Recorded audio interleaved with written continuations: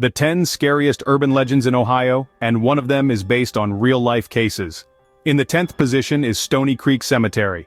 The tale starts in 1825 with a caretaker at the cemetery discovering the headless body of a young man beneath a large tree. Despite determining blood loss as the cause of death, the crime scene was strangely devoid of blood, leading the police to believe the murder occurred elsewhere, and the body was brought to the cemetery later. Rumors circulated that the head had not been severed but rather ripped off by a powerful force.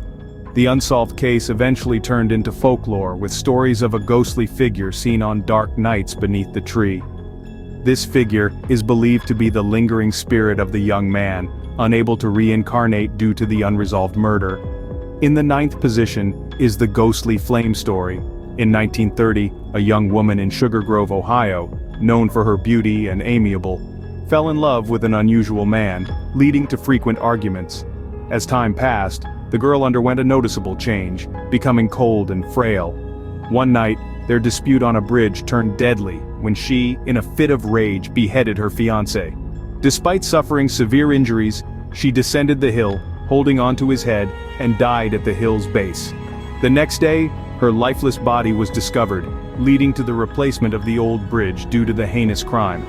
However, locals claim that on specific nights, calling out the woman's name loudly on the new bridge summons her blue-flamed ghost, slowly approaching those who invoke her presence. In the 8th position is the werewolf legend from Ohio.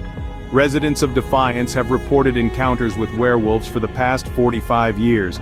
The sightings began in 1972, when people claimed to have seen a fur-covered creature walking on 2 legs with a twisted snout and tattered fur.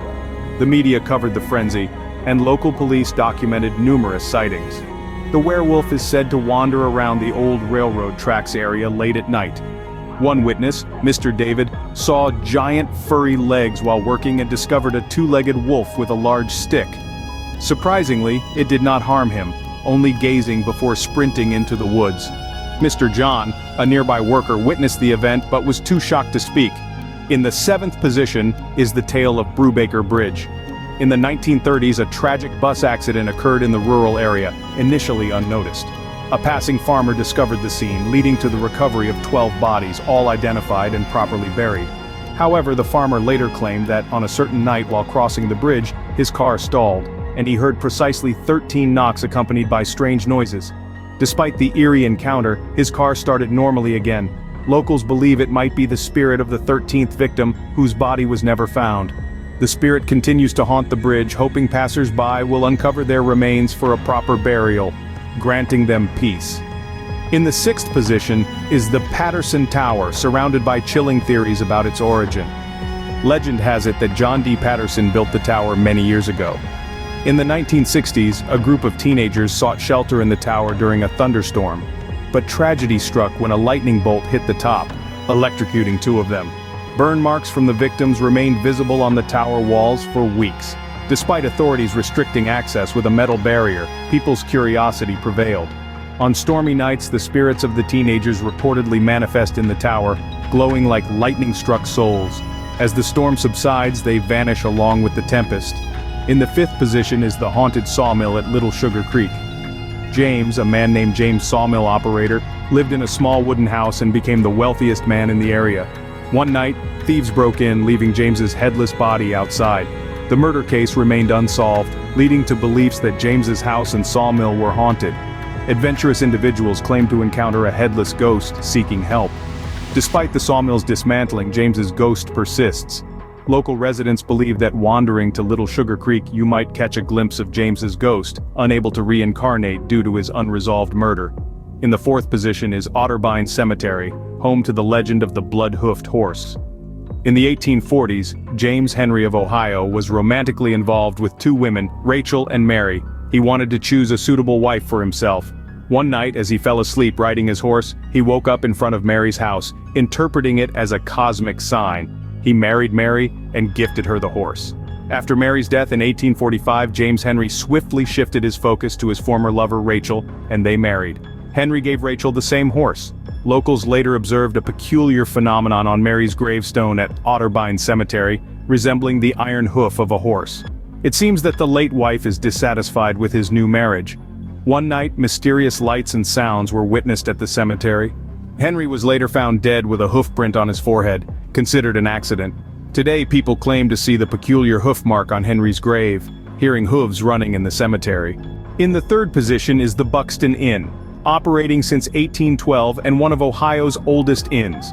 Major Horton Buxton took over its management in the mid-1800s, sparking rumors of ghostly occurrences. Locals believe the spirits of former owners haunt the inn, with reports of strange knocking, autonomous basement door movements, and phantom footsteps on the staircase.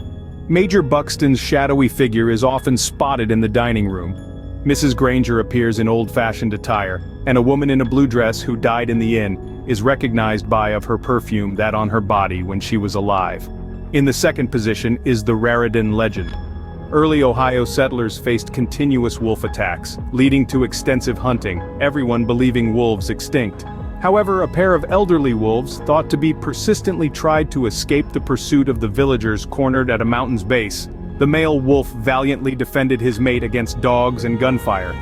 Injured, they reached mountain summit, where the male wolf howled thunderously before collapsing beside his lifeless mate. Both wolves died, and villagers later heard painful wolf howls during full moons.